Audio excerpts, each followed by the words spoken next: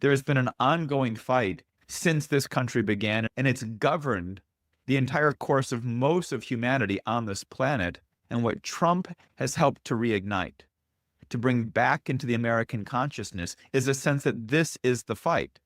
The fight is not simply around, can we get manufacturing back to the United States? That's a critical part of this, but that itself is not the fight.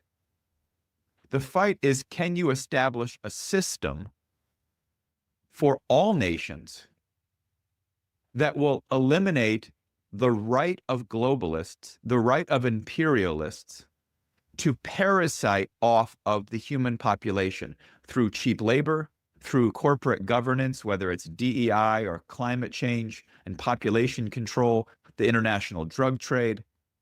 These private institutions want to live off of the wealth that's created by humanity. Nation states want that wealth to be inherited by future generations, to be reinvested, that you build up a surplus within the course of your generation's lifetime, you invest it into building a better society, your children's generation inherits that, and they continue it.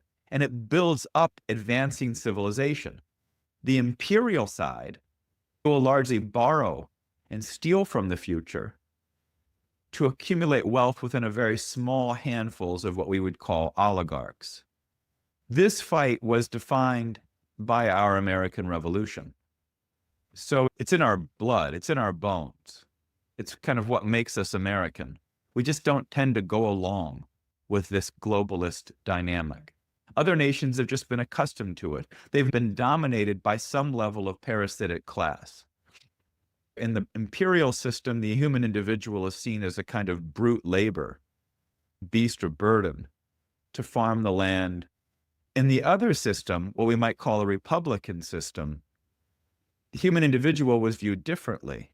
There was a sense that within this working class, there were these brilliant talents. Hamilton references this often, this quality of manufacturing or entrepreneurial genius in the American people. So within that, you start to view the human individual differently. You identify that divine spark, that all men are created equal. It's not just an Enlightenment theory. It was a living Renaissance conception of what mankind was, a golden age conception of the profoundness that man's made in the image of the Creator. So these are the two different systems. It's truly a Christian conception or a Judeo-Christian conception versus a satanic conception. What Trump liberated us from on April 2nd was nothing than liberation from that globalist oligarchical structure.